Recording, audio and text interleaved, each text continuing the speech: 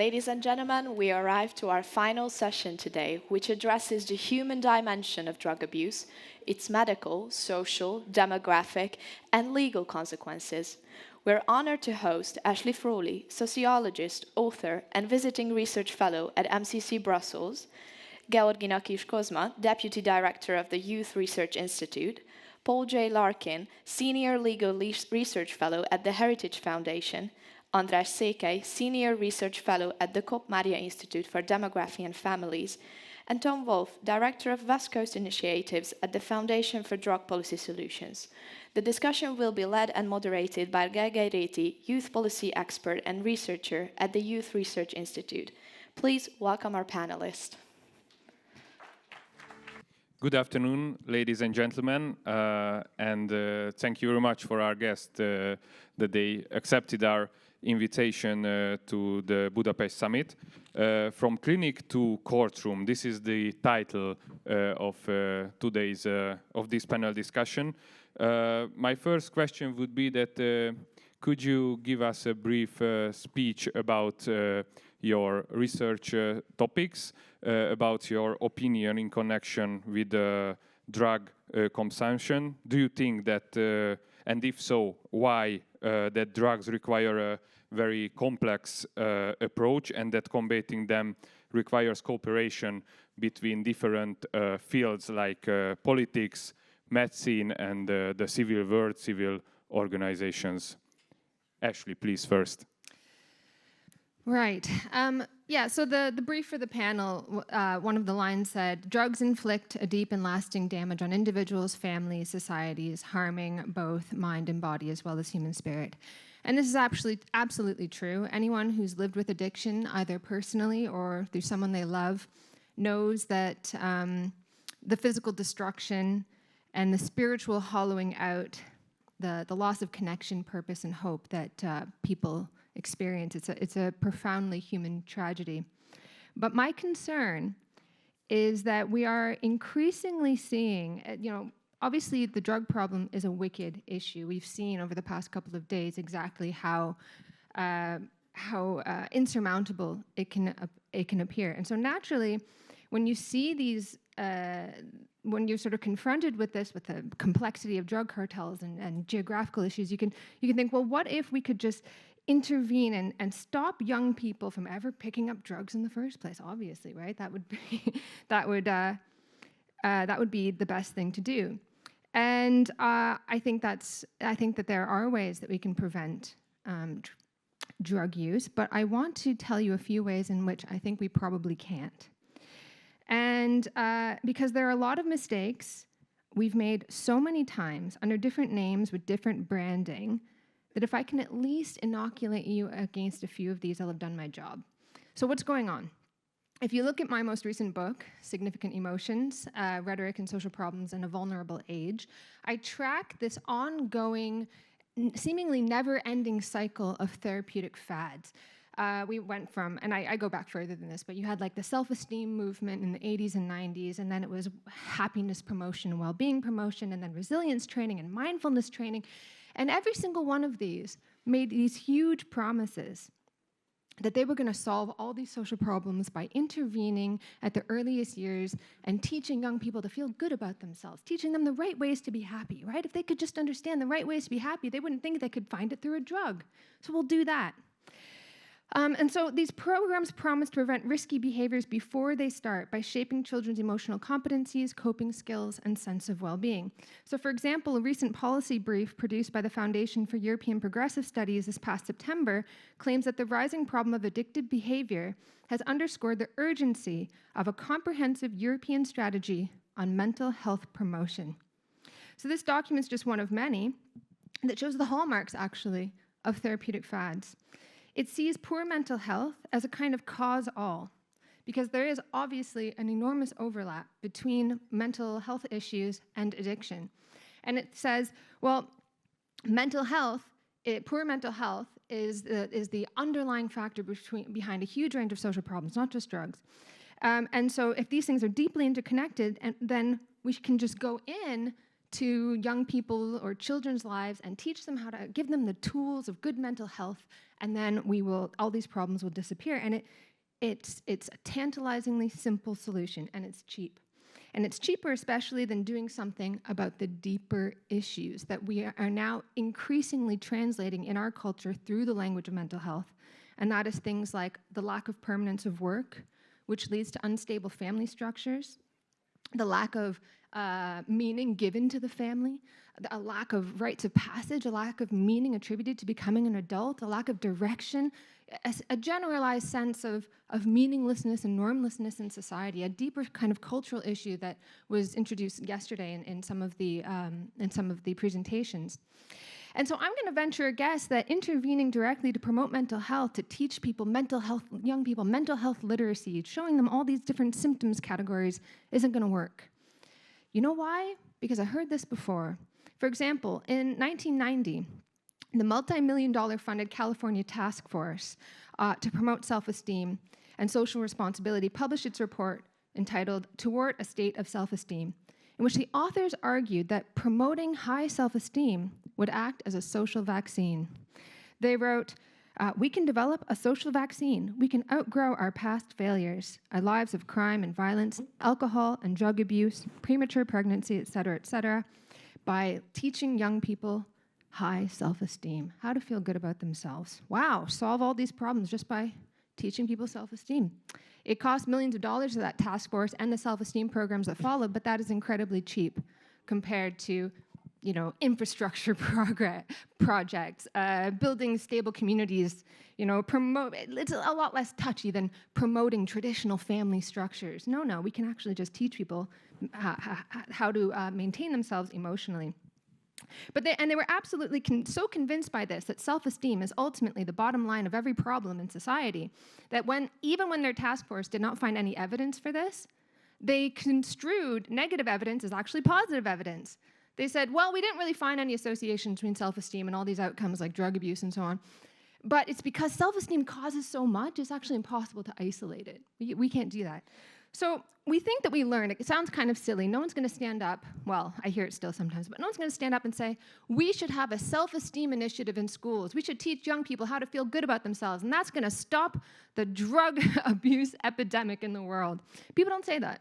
But what they do say is a growing number of studies shows that mindfulness can teach young people the self-efficacy to say no to risky behaviors like drugs. Or they say, we can teach people the true route to happiness. We can teach young people mental health literacy. We can teach young people well-being. And if you look at each one of these, they follow the exact same thing. They make these huge promises. Yeah, that past thing, self-esteem, that didn't work. That's so silly. It doesn't have a good evidence base.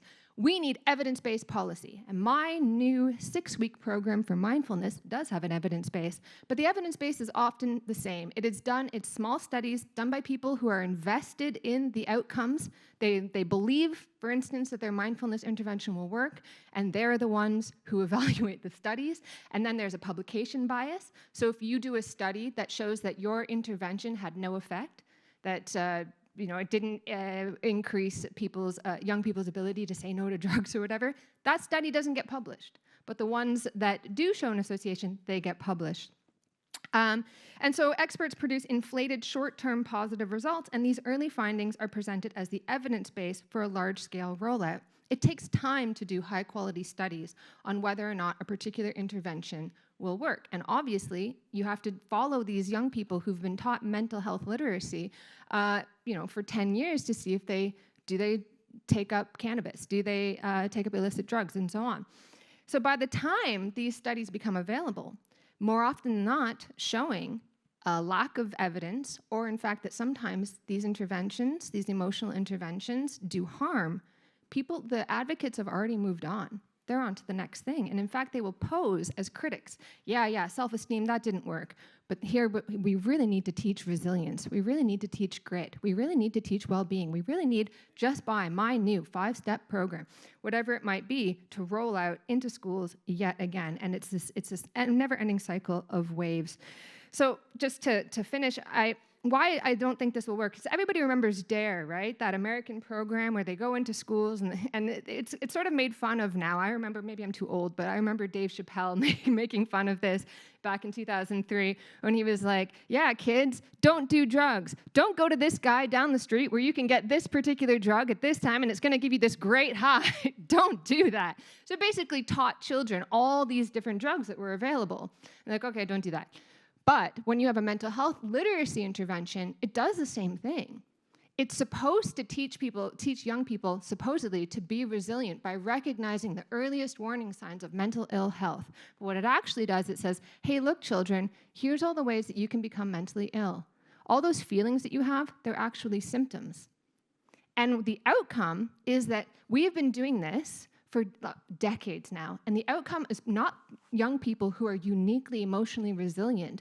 It is young people who believe themselves to be uniquely at risk, who think about their feelings as symptoms, and has actually increased medicalization, the sense that there's a pill for every ill, and a sense of vulnerability. It has created the opposite situation. We have not prevented mental ill health. We have not increased people's self-efficacy to say no to drugs and so on. We've actually created the very situation that has led to the global drug epidemic, which is a loss of meaning, a sense of isolation, individuation, a lack of self-reliance, and a lack of reliance on communities. Because part of mental health promotion is often you should feel good, strong enough to go to a counselor, to go to a professional, seek professional help. And people get this idea, I will never be able to overcome my problems unless I go and get professional help. So I have to be added to this waiting list. And so it actually breaks down our connections with each other, our ability to support each other through our problems. And it's actually undermining, I think, the underlying problem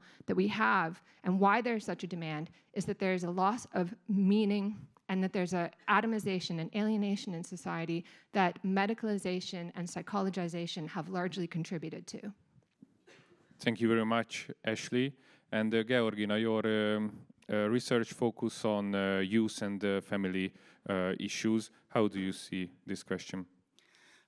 First of all, thank you so much for having me, and I would like to welcome everyone. It is a great pleasure to be here.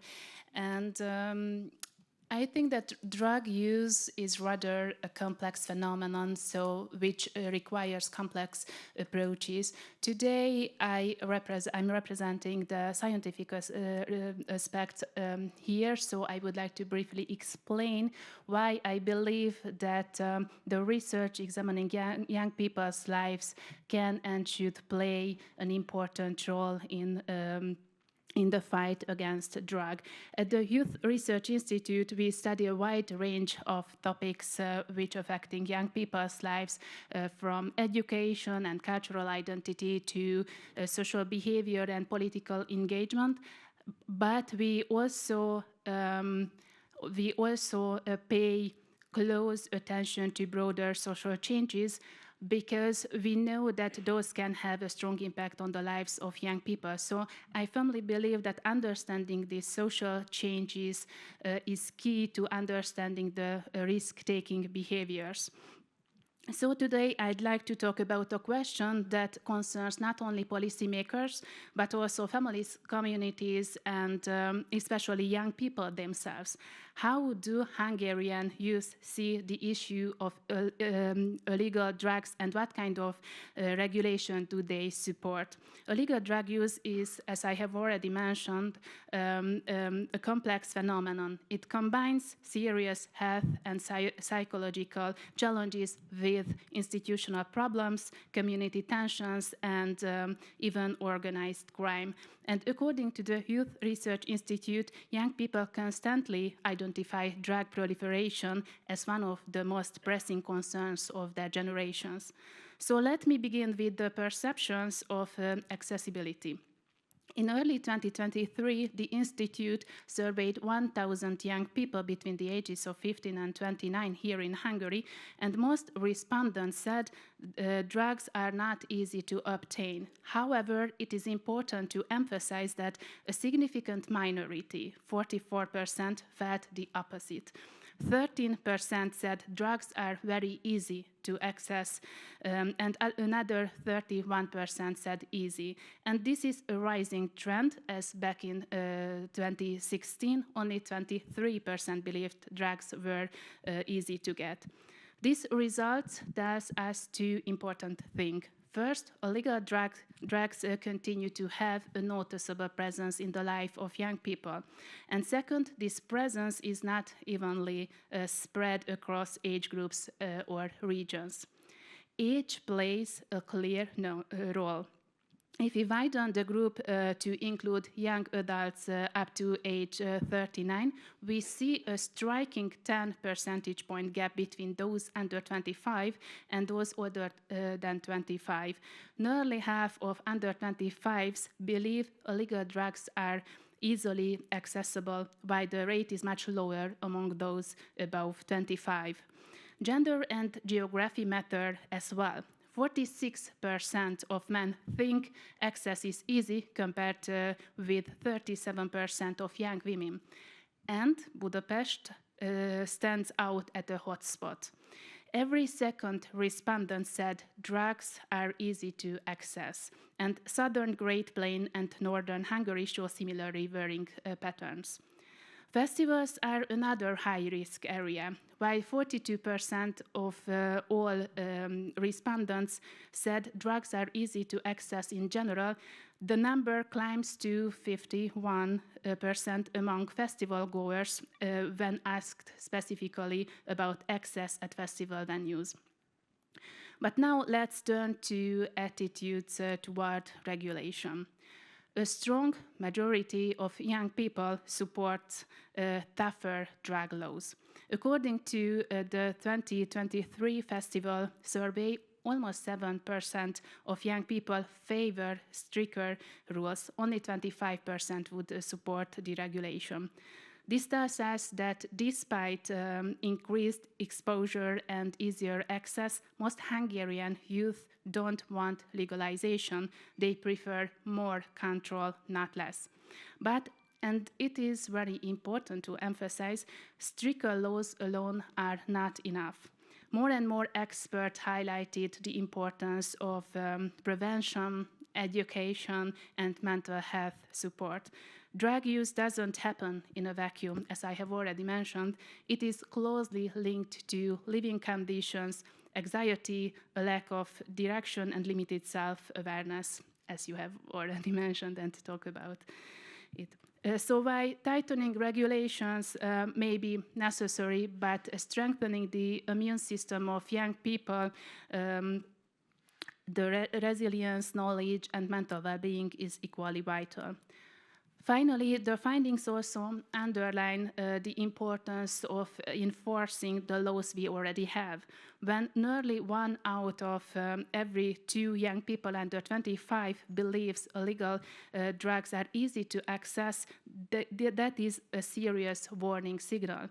Reducing availability, especially for the most vulnerable groups, must remain a central priority. So, in conclusion, Hungarian youth are sending us a clear message. They see the problem, they take it seriously, and they overwhelmingly want stronger protection. So, thank you so much. Thank you very much. And thank you, Georgina. And as I mentioned, we have panelists from very different fields, experts. Paul Larkin, you are a senior legal research fellow at the Heritage Foundation. What is your point of view? I come at this from the perspective of law enforcement and the legal system. And in those two, let me start with a quote. There was a famous American scholar and jurist by the name of Oliver Wendell Holmes, who once said, "The life of the law has not been logic. It has been experience." And he is very right. This is a good example. In fact, we have a good example in the United States over the last 5-6 years that proves his point. I want to make 3 points to you. First, the question of drug legalization or decriminalization has been around for a long time. Second, the state of Oregon in the United States decided to take on this issue by decriminalizing small amounts of every type of controlled substance. Third, it was a complete disaster. And I will give you some reasons why it was a disaster, and if time allows, to say a few things that we can do. First, the decriminalization debate. It has long been a debate in libertarian circles over the question of whether alcohol, drugs, or any similar type of substance should be prevented by the state using the criminal law, regulated, or just allowed to be sold and allowed to be purchased by adults. The three principal arguments for that are basically as follows. One is that it is just a natural right to decide what you want to do with your body. Another was you can't stop people from using drugs, so why try? And the third is the costs of prevention or stoppage so greatly outweigh the benefits that we are losing assets as a society and causing needless harm. Well, in 2020, one of the states in the United States decided to buy into that theory. Portugal had done this as a nation in 2001, and there have been some other nations, including Germany recently, that have decriminalized or legalized various different types of drugs. Cannabis was the historic one that was being discussed. But Oregon decriminalized every substance, not just cannabis, but also cocaine, methamphetamine, heroin, and fentanyl. And what happened? The number of people who started using drugs went up. The number of people who overdosed went up. The number of people who overdosed and died went up. Communities started seeing the agglomeration of what are best called outdoor shooting galleries.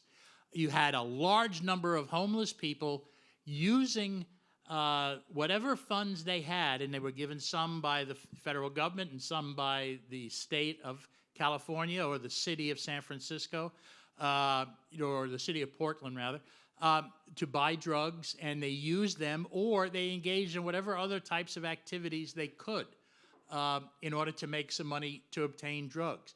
Portland, for example, also attracted a large number of people from outside of Oregon.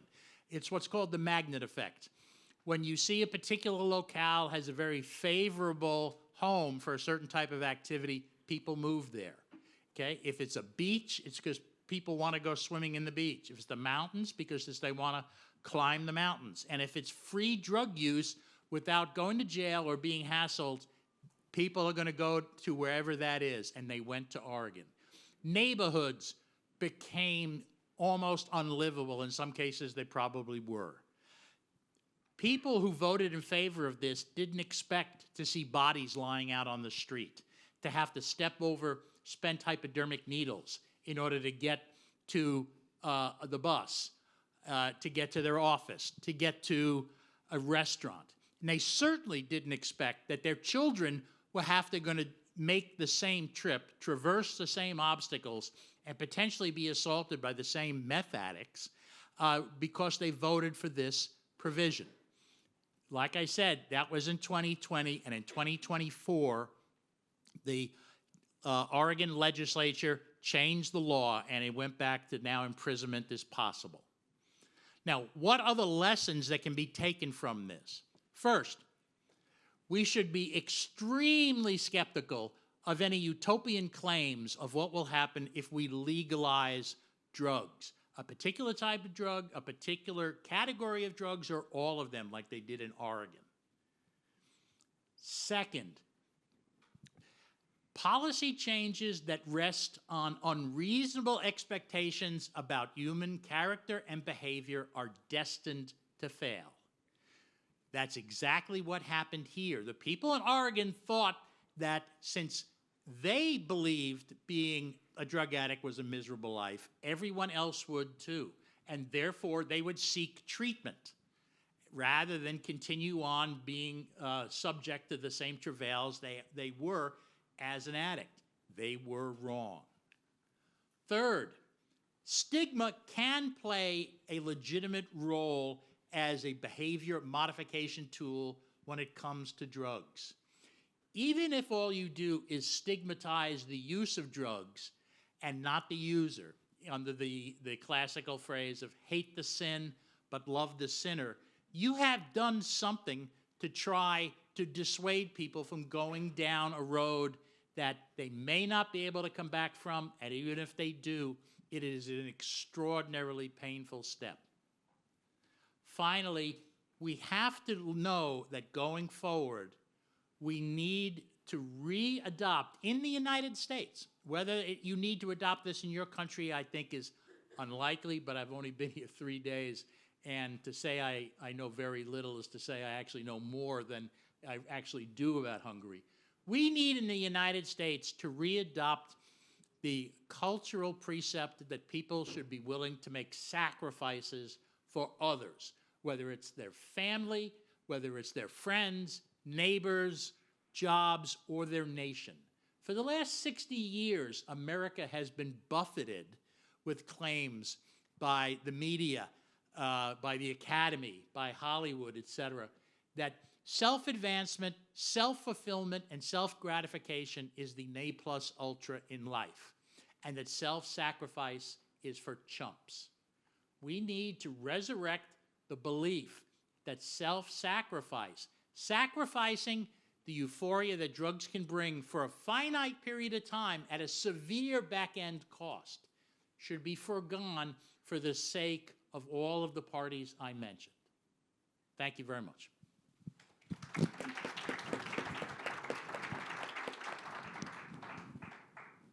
So it's my turn. Thanks very much for the possibility of being here. And now I heard so many interesting things that I a little bit restructured what I would like to talk about, even if it's not the debate time yet. So first of all, the title of this discussion is, I think, from drug consumption or how it was. So I think we have to go further back, and I do believe that a holistic approach is very important when we talk about drug consumptions, because I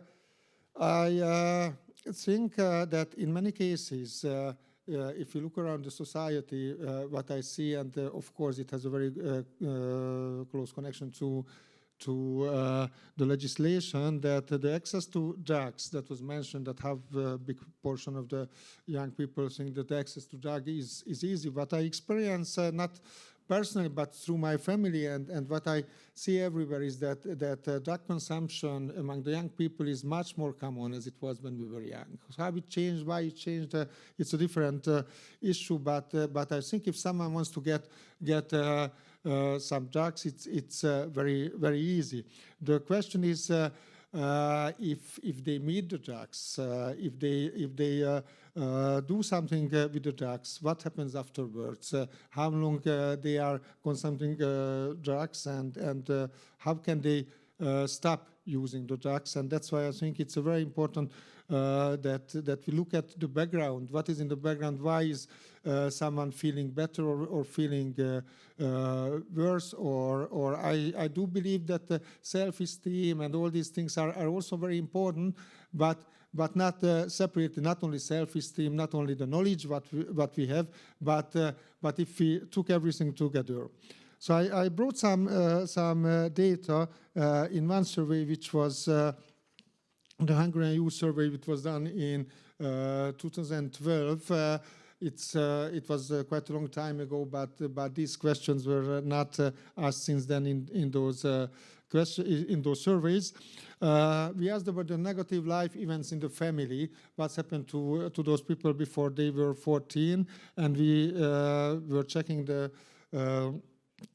connection with the different behaviors like smoking, being drunk within a year, drug use, and also the suicide attempts. And what we found that if the parents were divorced before the age 14, then the chance of using drugs is between 2 and 3 times bigger than if it didn't happen to the one who was asked. Also, if the parents regularly got drunk before the age 14, then the risk of using drugs is 4 to 6 times higher than of those where they didn't experience this. And also if we see that the parents lost their job, or there were big fights between the parents, or the people were beaten or abused by their parents, then the risk of drug use is also around 5-6 times higher than in other families, or even it can reach the chance of 10 times higher possibility of using drugs. So we can see that the background, how they were brought up in their families is a very important event.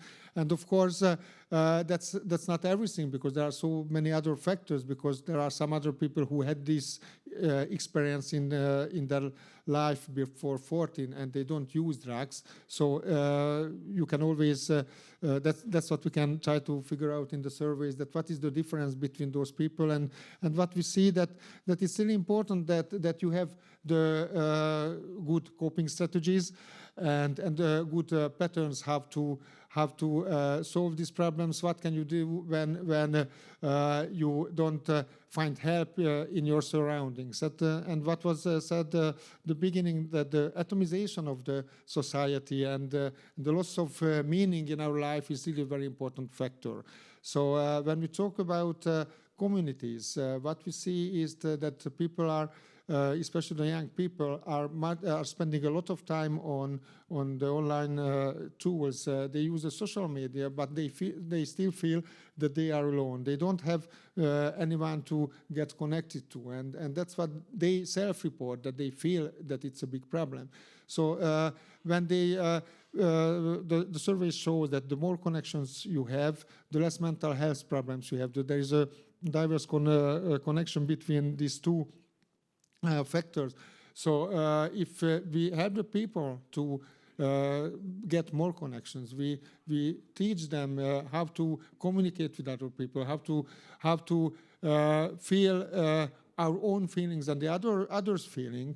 Then if we put everything together, then we see that the people have a better surrounding. Their help-seeking behavior is becoming better. When we talk about help-seeking, it's not only the professionals. It's very important that at the end of the row, there are the professionals who can give you professional help. But if we have some symptoms in ourselves, if we feel that something is wrong, we think that as we have this knowledge, we know a little bit more than we used to know. When I was young, we didn't really know about mental health, so we didn't feel that mental health would be a problem.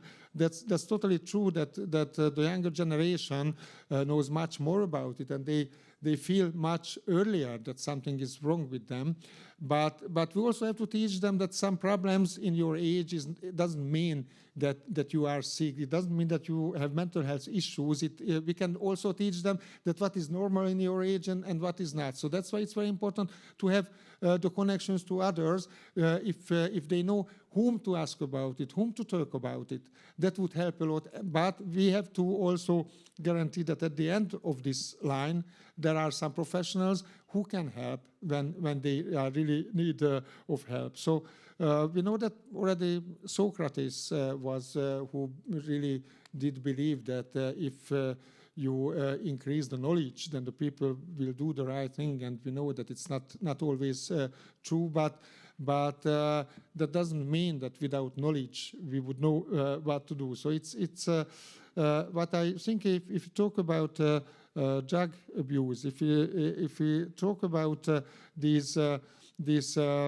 dangerous behaviors, we really have to start from the beginning. We have to look at the families. We have to look what the families can do, what the families can show to the next generation.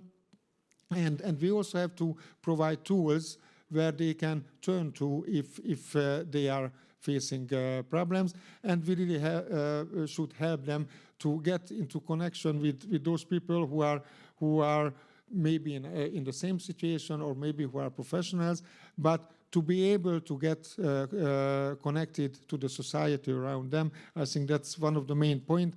Because if someone is meeting drugs, as I told, and as I see with many young people, that they just can't avoid meeting the chance to use drugs. The question is, if they want to finish it, do they have something to go back to? Do they have that ground on which they can build their life? And if they do, then it makes sense to tell them what you can do without drugs. Thanks very much. Thank you. Thank you very much, András. And Tom Wolf, please. Well, thank you. Good afternoon. My name is Tom Wolf. I came all the way out here from San Francisco, California, on the west coast of the United States, and I want to thank MCC for bringing me out here. I came here for two things. One, to share a warning with all of you of what's coming to Europe, and also to share some hope of what can be and what the power of recovery and the power of humanity can do. So I live in San Francisco. Right now, we're experiencing an unprecedented overdose crisis, really all up and down the west coast of the United States. San Diego, Los Angeles, San Francisco, Portland, Seattle, Vancouver, all the way to Anchorage, Alaska. We've had an unprecedented die-off the last 5 years of people struggling with drug addiction that use opioids primarily, and it's because of the arrival of what we call fentanyl, illicit fentanyl. And I've been at this conference for 2 days, and I think it's great that we're talking about a variety of different drugs, and I had to really think about why we're talking about cannabis so much and why we're talking about cocaine so much, because those are the drugs that are impacting your community and Central Europe, for example, and Europe in general right now. But to be quite frank with you, we should be talking about one drug right now and one drug only, and that's fentanyl, because it is changing the world. It's changed the entire way that cartels are doing business. It's changed the impacts on human beings who use drugs. And it's not just killing people, because it has. And in the United States, in the last 4 years, 300,000 people have died of a drug overdose from fentanyl. 300,000. Those are wartime casualties that we're losing to drug overdose just in the United States, okay? In the city I live in San Francisco, 650 people died last year of a drug overdose. Since 2018, I personally know 16 human beings that have died of a drug overdose in San Francisco, and I'll tell you why in a minute. So the United States has a couple of intersectionality problems, actually 3 of them. One, we have an out-of-control homeless crisis, where 750,000 Americans are currently homeless. That means either they're sleeping on the street, sleeping in a tent, sleeping in a shelter, sleeping in a car, or sleeping on somebody's couch with no fixed address. The wealthiest country in the world, by far, has almost 1 million homeless people living in it. So that's one question, one issue. Amongst that population, depending on who you talk to, somewhere between 50 and 85% of them struggle with co-occurring disorders, drug addiction, mental illness, or both. And most of those things are going untreated. Enter fentanyl in 2018, which hit the west, is when it hit the west coast of the United States. And you basically saw the people who are most vulnerable, that were already using heroin, started to die. Then you started seeing people that were unsuspecting. People like my friend Jaime's son, who ordered what he thought was a Xanax off of Snapchat, but the pill was laced with fentanyl. And he was just ordered some pills. He was a college student, wanted to relax. His father found him the next day in his bedroom, face down, dead. You're seeing that a lot. That's called a fentanyl poisoning. And that's becoming a very common thing in the United States. It's something that doesn't get talked about enough. You're seeing radical interpretations of harm reduction. So if any of you are familiar with drug policy, harm reduction was an idea that kind of took hold in the 1980s during the AIDS crisis in the United States, around giving people clean syringes and needles that injected drugs to stop the spread of HIV and other bloodborne diseases like hepatitis C. That philosophy in the United States, particularly in the west coast of the United States, has morphed or transformed into a social justice movement.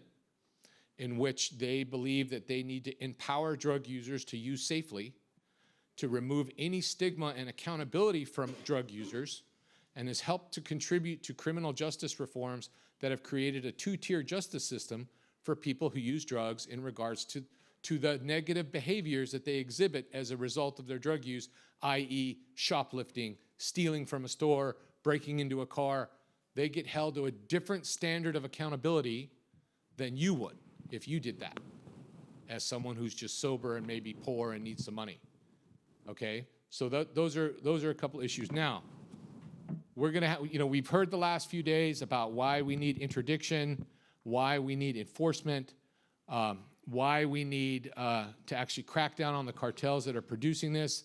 And I'll give you a couple more stats, and then I'll move into something else briefly. In the United States last year, U.S. Customs and Border Patrol along the southern border with Mexico seized 20 metric tons of fentanyl. 20 metric tons. They estimated that's about 10% of what actually got through into the United States. So the United States is completely saturated with this drug, and so is Canada, and it's not only leading to this massive overdose death epidemic, but it's destabilizing entire cities. San Francisco from 2020 to 2024 was completely destabilized. And yes, people always say, oh, it was because of the pandemic. Baloney. It was because of fentanyl and how fentanyl keeps people on the street. It's an anchor to the street. In fact, most drug addiction is an anchor to the street for people experiencing homelessness. Now, why am I telling you this? Because I am in recovery from heroin and fentanyl addiction. Think about where you were in 2018. Where were you? Think about it in your head. You might have been home playing a video game, or you might have been at work if you're older. I was homeless on the streets of San Francisco, sleeping in a doorway, shooting heroin, smoking fentanyl, like the people you see in videos on X or on Instagram, all those people. I was one of those. Dumpster diver. I was literally knocked down, drag out guy who a few years before, married with 2 kids, family man, government job, got addicted to oxycodone after surgery. It spiraled into heroin and fentanyl addiction and ended me up on the street. So here's the hope part. I'm here talking to you today. I'm 7 years clean and sober. MCC flew me out from San Francisco to Budapest, Hungary to talk to you guys about this drug crisis. So I'm here as living proof that human beings do recover. We are resilient, and we have this crisis, not just in the United States, but in Europe too, where we have millions of people. In fact, in the United States, sorry if I'm going over slightly, 40 million people in the United States are struggling with drug addiction right now, and another 40 million are struggling with alcoholism. We can help them. Every one of them deserves an opportunity to find recovery, to leave the drugs behind, to rebuild their life, to integrate back into society, to get a job, to have a family, to pay taxes. We are talking about all these different things about drugs, but we need to think about those 40 million people in the United States and however many million in Europe that are struggling with addiction, and we, the community, us, have an obligation to help them. Thank you. Wow. Thank you very much. That was impressive. Thank you very much. Before we move on, I would like to highlight that at the end of the discussion, you will have the chance to take your own questions. So please do not hesitate to do that on slido.com. And now I am turning back to Georgina. I think we all know in this room that being young often means going out, partying, trying new things and relaxing, but how can we protect young people from substance use and excessive alcohol consumption, the behaviors that can seriously harm their future? It is a very important question because, as you mentioned, youth is generally or naturally a time of experimentation, gaining independence and building social relationships, but some behaviors like excessive alcohol or heavy drinking or drug use can carry serious long-term risks. But it is important to emphasize that protecting young people is not just about forbidding things, it's about prevention, support, and providing and offering healthy alternatives. So as I have already mentioned, that I firmly believe that understanding social changes can help us to understand why young people engage in risky behavior. Over the last couple of decades, we can observe that there have been considerable societal changes that have a strong impact on the lives of young people. So therefore, young people live very differently from the previous generation. And there are many theories about about how these social changes affect young people.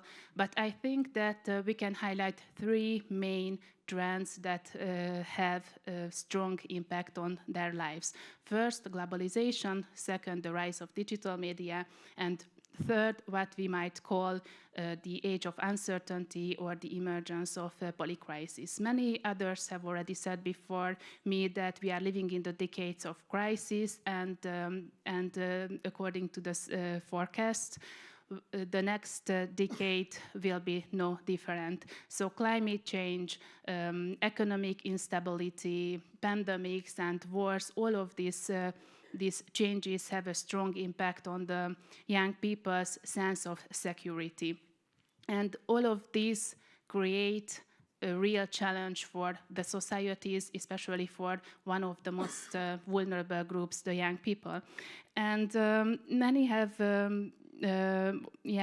moreover, if you look at the so-called problem map of young people between the ages of 15 and 29 in Hungary over the last 2 decades, we can observe that the importance and ranking of the problems perceived by young people has been changed a lot. Specific problems are taking a backseat to intangible problems, and uncertainty and unpredictable future are seen as the most pressing concerns of this generation. And in 2020 was another important and significant change, as the lack of friends and communities was articulated as a new problem, which immediately became one of the most pressing concerns. So to sum up, here in Hungary, or not just in Hungary, but on the international level or other places, we are living in a turbulent times, and we don't yet see what the consequences will be for our lives. And one other important factor I would like to mention that researchers and experts call post-adolescence. This is the long transition between adolescence and adulthood, and over the past few decades we could observe that this stage of life has expanded, which means young people today stay in education longer, enter the labor market later, move out of the family nest later, and usually postpone starting a family until their 30s. This extended phase brings uncertainty. Young people are still trying to figure out who they are and where they fit in life, and this lack of stability can make experimentation with substances and other risky behaviors more likely. But let's talk a little bit about prevention, because it is more than important. I firmly believe that it starts with early age-appropriate prevention. School and family programs should teach about risks of alcohol and drug use. And as András said, I can completely agree with him that family support is crucial. Open discussion about partying, alcohol and drugs can create emotionally safety. And moreover, parents are the most important role model for their kids. So they can help by showing the right sample, don't overdrink, save healthy, and teach their children how to deal with stress. And peer influence is also very important. Positive social norms, like not everyone drinks every day, can be very effective as well. And it is also very important for young people to get to know opportunities to have fun without drugs and alcohol. It could include sport events, book clubs, or creative workshops as well. And finally, I would like also underline the importance of mental health support, because it is key. Many young people use drugs and alcohol to cope with stress, so this is therefore more than important to provide them accessible school psychologists, youth counselors, and mental health services, which can help them develop the right coping strategies. And finally, according to our research, young people also recognize the importance of the strong and supportive communities. And the goal is not just any kind of social connection. It is important that the community support communities support young people and support healthier behavior and discourage, for example, excessive alcohol or drug use.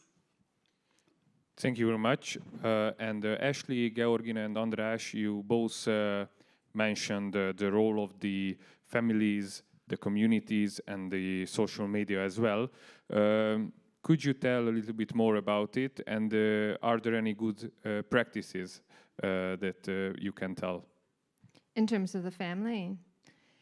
Yeah, okay. So a lot of times what people are recognizing is correlation, okay? So I think you were talking about ACEs, adverse childhood experiences. So this is widely criticized for equally weighting things like childhood sexual abuse and like whether or not you had a good breakfast.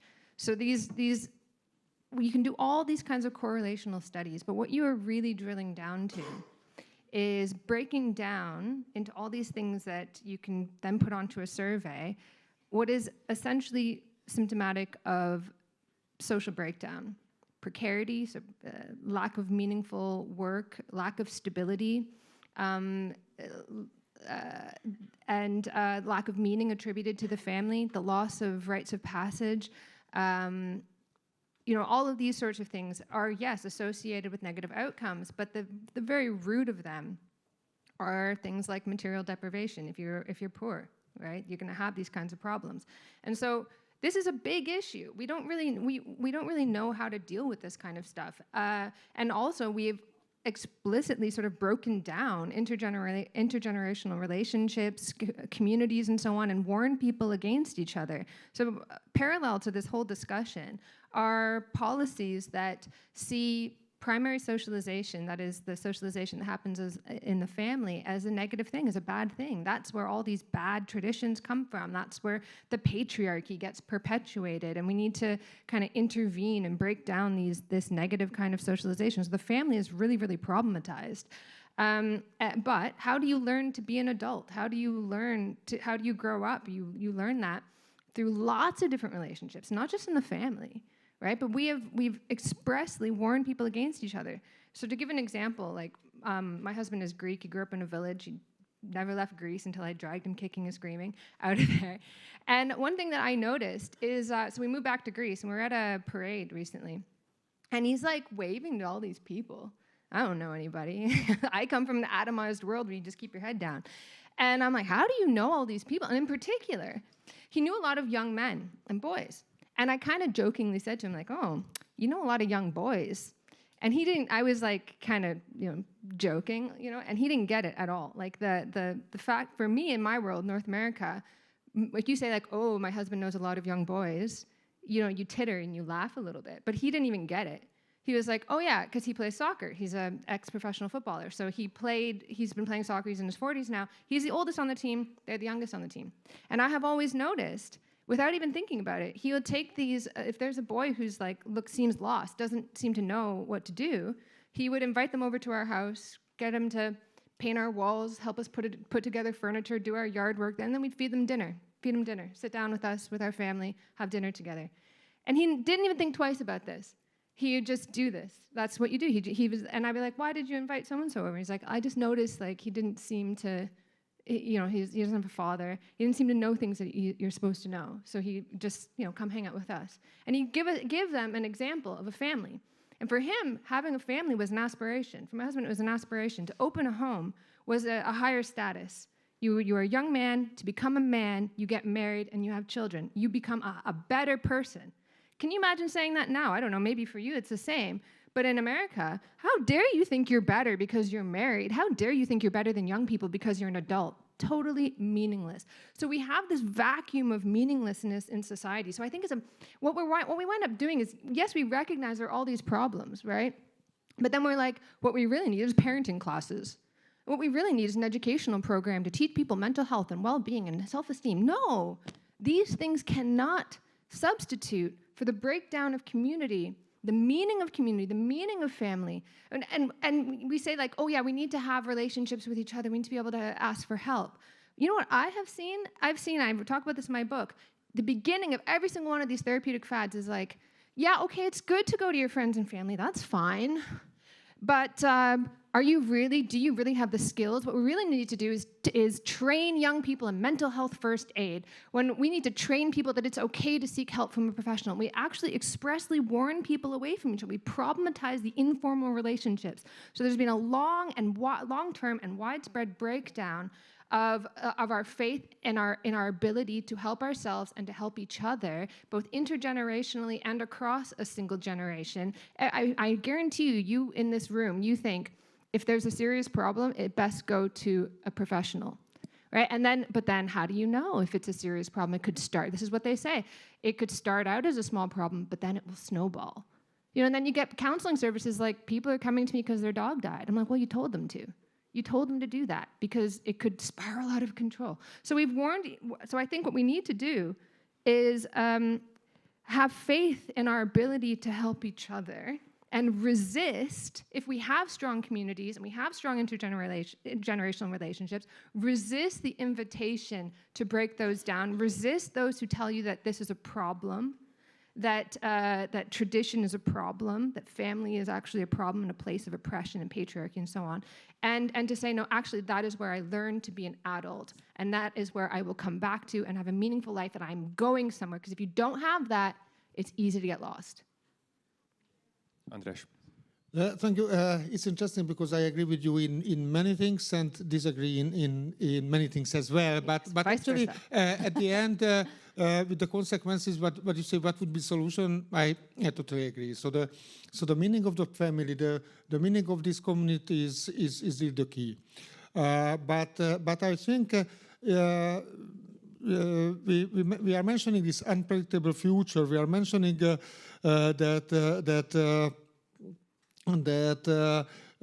we don't know what to do, the meaningless. And I think it also comes somehow from the family, and it's our fault. What I mean is that on one side, the value of the family is decreasing, and really we cannot talk about Hungary is a little bit different or much different, but in Europe, talking about families is totally strange or not PC, and as you say, that's quite the same in the United States. But on the other side, we want to be perfect in our family. That means that I see with my children as well, and especially my wife, because of course it's not my fault, it's her fault. But I wanted to joke if it wasn't clear. That we always try to solve all the problems of our children. We don't let them solve their own problems. So we take them to the school. If there's a problem with the teacher, we always go there and tell them what to do. So if I remember when I was young, in many cases I had to solve my problems. I cannot say that my future was more predictable when I was born in 70, so I was 18, 19, 20 when everything changed in Hungary. So the future was totally unpredictable at that time, but I didn't even think of it. So that's the strange that when I hear it from my children that they don't know how they will live, they don't know what to do. As much I remember, because I didn't think about these things when I was at that age, that I just knew that I had to do the things, I had to go forward, I had to do everything, and I trusted myself that somehow I will solve the problems. And that's what is our fault, that to the young generation now, because we solve all the problems, the lack of responsibility that they have, they don't feel competent, they don't know what to do, and that's a very huge problem. So one of the main thing that we should teach our children, that they are competent, they can solve their problems. And I still say that at the end of the road, and if they have a serious problem, they have to go to professionals. But it does matter when they go there. So now if we teach them that you have so many mental health issues and you should immediately go to the professional, that's a fault. That's totally wrong, because then again we tell them to put the responsibility out of yourself and someone will solve your problems. No, that's very important, that to teach them how you can solve it, how you can try to solve it, how can the community solve it, how can you see your parents, how they solved it. So somehow we have to teach it to them and make them trust, make you trust who are sitting here, that you can, even if you don't know what you will do in 5 years or what you will do in 10 years. We didn't know it either.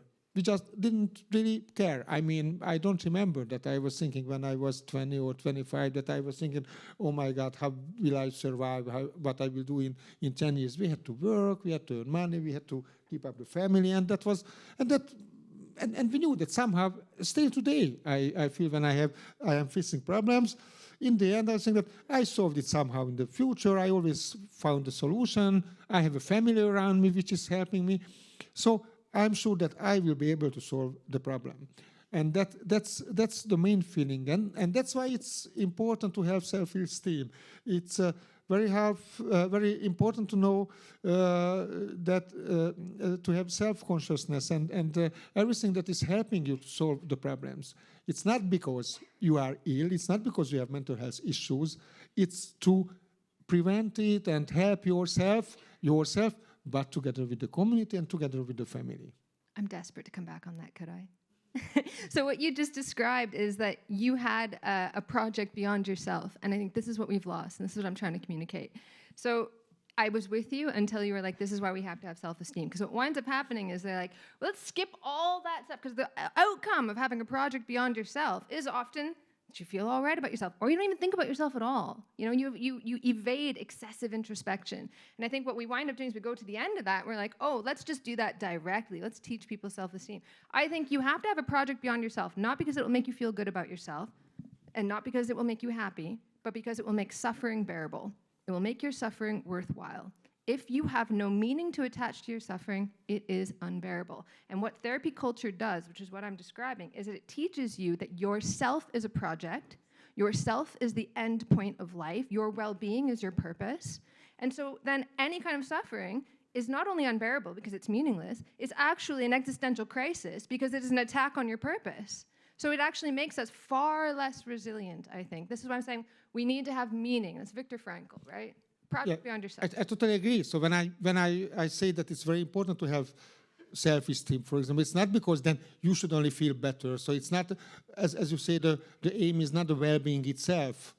The well-being is important to exist better, to be better part of the community, to reach your aims in your life, to help others to reach their aims. So that's why it's actually a tool, but a very important tool. No, I disagree, but anyway, it's the other way around.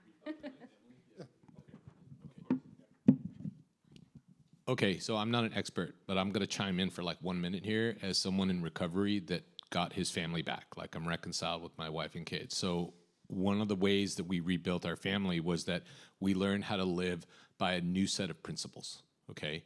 And those principles were rooted in gratitude, and they were rooted in faith, and they were rooted in rigorous honesty and unconditional love.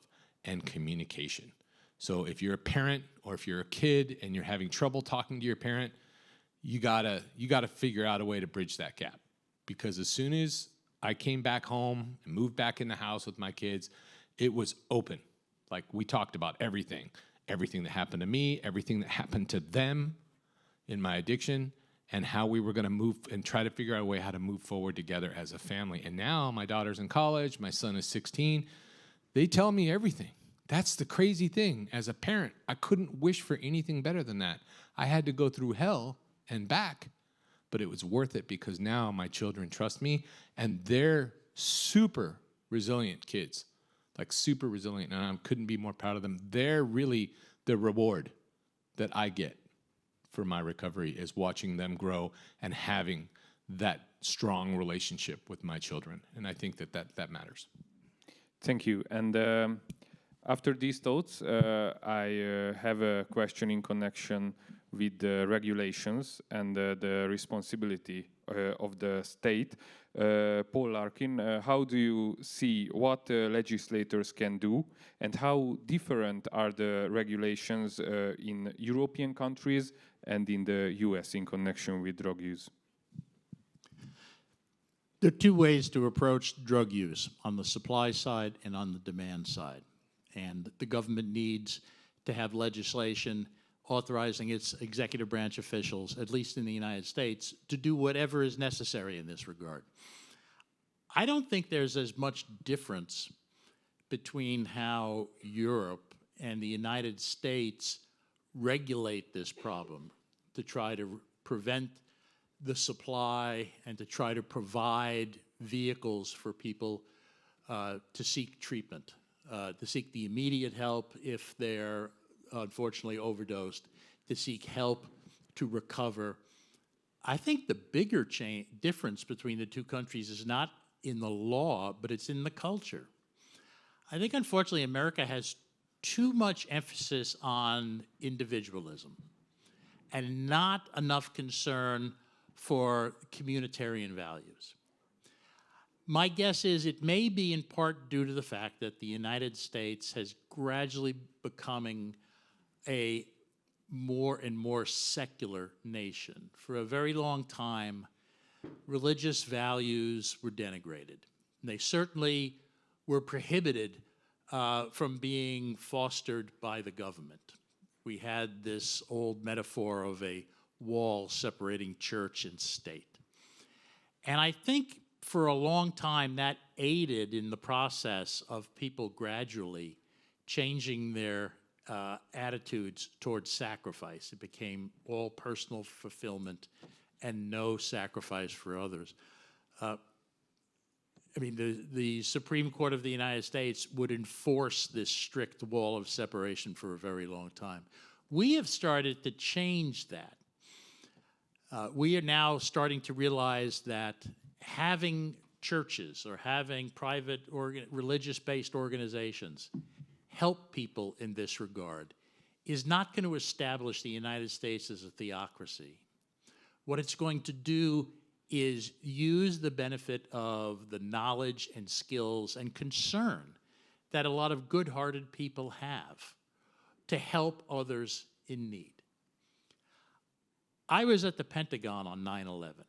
I wasn't there when the planes hit. I actually was in Charlottesville. I was an agent at a time working on a case. And I drove like a bat out of hell to get back. And went home, made sure my wife was okay. We talked about making sure the kids were okay. And then I went down to the Pentagon. I took off my suit and put on my BDUs, went down to the Pentagon to take care of things. And one thing that stands out from that experience, and I was there for a week afterwards, was the Salvation Army truck. Every day, the Salvation Army truck showed up for us right there at the Pentagon. They had warm food, dry socks, and a big, caring smile. And that meant a lot to me because we were at a point where we didn't know what was going to happen, either right in the short run or whether we were on a long run towards even more of these. But these were people that helped and cared about us. I have been giving them money at Christmas ever since because of the kindness they showed me then. I think we need to get more of that in the United States.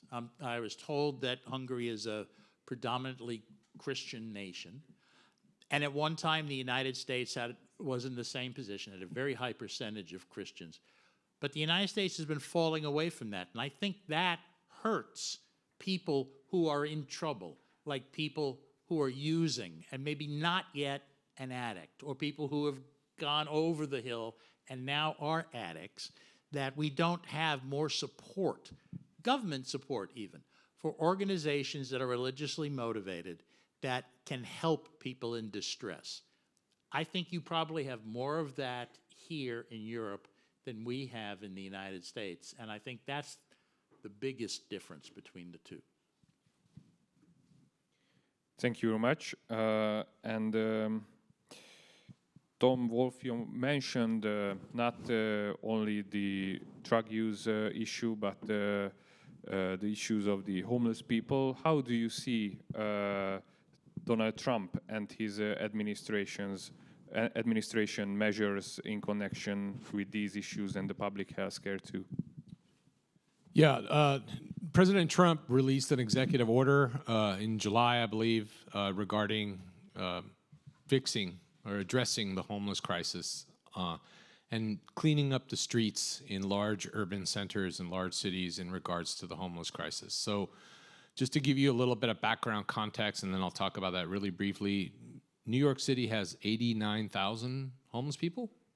It's just that they have a right to shelter ordinance, so 85,000 of them actually go inside at night, and they have a roof over their head. It's not great, but it's a roof over their head. San Francisco has 8,000 to 20,000, we don't really know, homeless. Los Angeles County has 74,000 homeless people. So I want to just kind of break it down to those numbers, how bad it is. So when you go to Los Angeles and go to Disneyland, you know, just know that about 10 miles away, there's 74,000 homeless people. Okay, so think about that.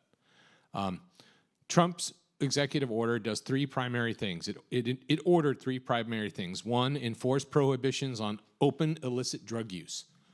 Absolutely, they should. As a former intravenous drug user on the street, I got off the street because I was held accountable. I had to be arrested 6 times and go to jail 6 times, but the 6th time, I had to sit in jail for 3 months. They gave me Suboxone to kick the fentanyl withdrawals, and then I was given an opportunity, quite coincidentally, to go to rehab at the Salvation Army of all places. They took me in for free because nobody else would. That's number one. Number two is enforce prohibitions on urban camping and loitering. So look, during the pandemic in 2020, there was a lawsuit that was filed, and it created an injunction in San Francisco that prevented the city and county of San Francisco from removing any homeless encampments unless they had a shelter bed for every single homeless person living in the city and county all at the same time. So they needed to have 8,000 shelter beds appear out of nowhere. So guess what? They didn't sweep any homeless encampments, and guess what happened? We had 500 tents on the street. The city started paying for safe sleeping sites, like paid encampment sites.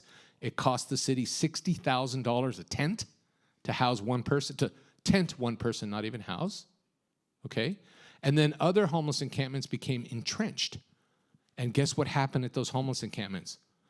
There was a 50% higher rate of overdose deaths inside those encampments because they were entrenched. There were sexual assaults at those encampments. There were murders at those encampments. And when finally the Supreme Court had to rule on that law last year, and with the Johnsons versus Grants Pass case, where they said, no, cities do have the right to remove those encampments. It's not a violation of their 8th Amendment rights. They went and swept an encampment in San Francisco in an alley that had been there for about 4 years. 25% of the people in that encampment were fugitives hiding from the law. They had open warrants. And they found a dead body in a tent, a woman, that had been there for more than 72 hours. And everybody in the alley knew that that body was there, but they didn't want to call the police because they were afraid it was going to disrupt the drug dealing that was happening and the drug use that was happening in that alley. Number 3 is enforce prohibitions on urban squatting. Same thing. We have, San Francisco has 5,000 unsheltered homeless people on the street. That means people that don't have a shelter bed, that are sleeping rough like I did. Yeah, look, the city's opening up shelter beds every day. They've opened up 500 shelter beds this year. They're going to open up more. If they're offering a shelter bed and you turn it down, there has to be some type of consequence. You either got to go to shelter, you got to go to treatment. If you're violating the law, maybe go to jail, but you can't keep sleeping on the street because it's hindering the recovery of our city. It's hindering the recovery of every major city on the West Coast. And like I said, it's contributing to the destabilization of those large urban centers. And while, yes, maybe we go upstream and build more housing that will help, but again, we have to address the 190,000 people homeless in California now. And what are we going to do about that? We can't just let them sit there for 10 years while we wait until we build all that housing. Can I follow up on that? The term homelessness is a politically contrived term. Mitch Snyder was very concerned with homeless people in Washington, D.C. during the first Reagan administration. We were still coming off a decade of what became known as stagflation, okay? Tremendous inflation, stagnant growth, and it was just horrible. And people elected Reagan because they thought he could do a better job of managing that than Jimmy Carter had. But you can't turn around an economy on a dime. Mitch Snyder saw all these people and knew that he wanted to do something to help them, but what he couldn't do was persuade politicians to spend more money to take care of, as Tom pointed out earlier, drug addicts and the mentally ill. So if he had said, we've got this mental illness problem, we got this drug addict problem, Congress would not have given any additional money. So what he did was he came up with the word homeless and used it to say there are a large number of people out there where the breadwinner or breadwinners have lost their job, and that's why they're living in a car or out on a street or in a shelter. And he used that image as the image that he wanted to put forward to get more money put into this problem. Because when you look at the homeless problem, it is largely a problem of people who are seriously mentally ill, who were either let go from mental institutions because they can't be held under American law longer than, say, 72 hours, or they're drug addicts. The government wasn't going to be willing to spend money on that, and they're still not to some extent. I think they should do more on the demand side, but reasonable people can differ, okay? But the whole discussion of homelessness has to take into account that it was a curveball. They were using that term to try to get more money, because if they talked about the problem in real terms, mental illness and drug use, it wouldn't have gotten anywhere. We have some questions from the audience, and if you would like to answer, please, any of you, feel free to do that. Someone from the audience asked us that do people actually recover, or do they just find a healthier addiction, such as over-dieting, over-exercising, or something else? Well, I admit I've gained a few pounds in my recovery. I like food, right?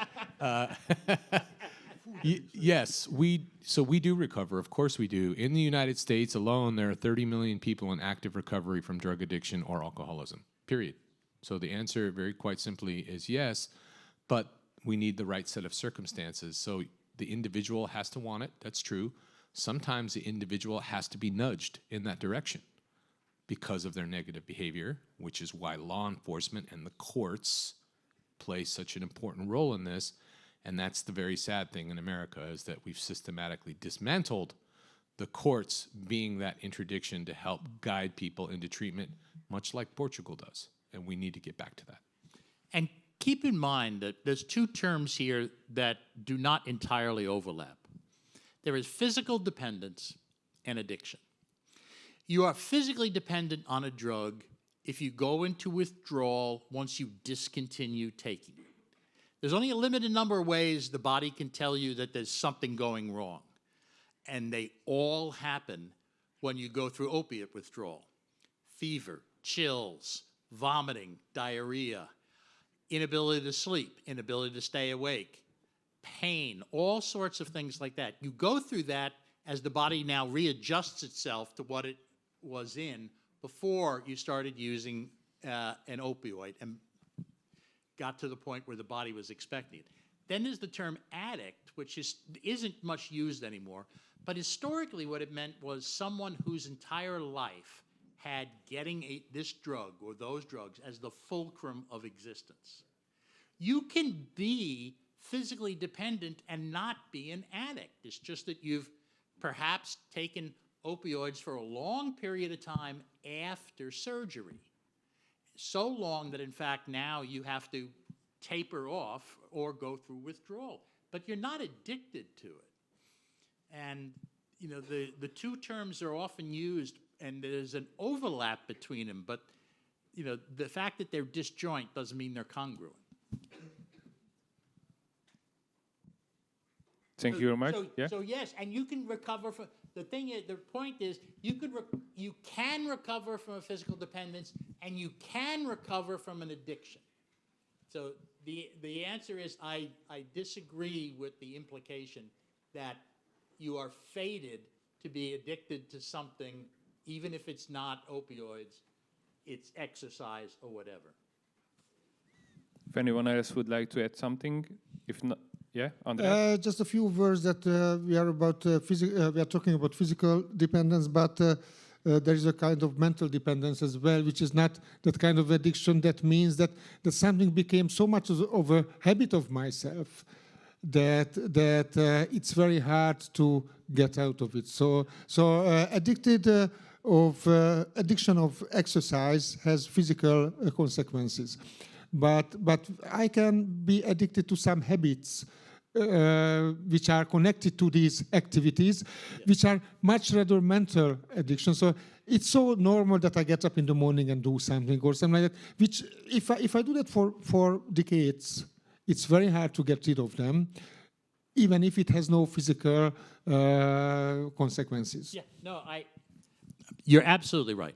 I used to smoke. And that's how I am smoking, because I have no physical consequences if I don't smoke. If I cannot smoke for 2 days because of flying or anything, I feel all right. I actually feel better. But it's so much because I've been smoking for, I don't tell for how many years. I cannot have a coffee without it. I mean, I can, but I just don't enjoy it. I would wake up in the morning, first thing I do is have a cigarette. I would go to the kitchen to get a cup of coffee and have a cigarette. I would get in the car, first thing I would do is have a cigarette. I get to the office, again. When I quit, I did it while I was on vacation with my family, because I was away from all of those activities that I was engaged in. And I had the support of a family there when I started going through nicotine withdrawal, and they were there to help. So, you're right. Gambling can be an addiction. But it has through dopamine and everything. It has physical consequences as well. It certainly has physical consequences. I'm just saying it's not from ingesting a substance; it's from doing an activity. Okay, but these activities can have physical consequences as well. I mean, sometimes there is no physical; it's just a mental consequence that I'm used to these activities, and sometimes it's very hard to get rid of it, even harder. I would like to thank you for our experts that you are here. Thank you for the audience, for the attention and for the questions as well. Have a good afternoon and enjoy your stay in Hungary. Thank you very much.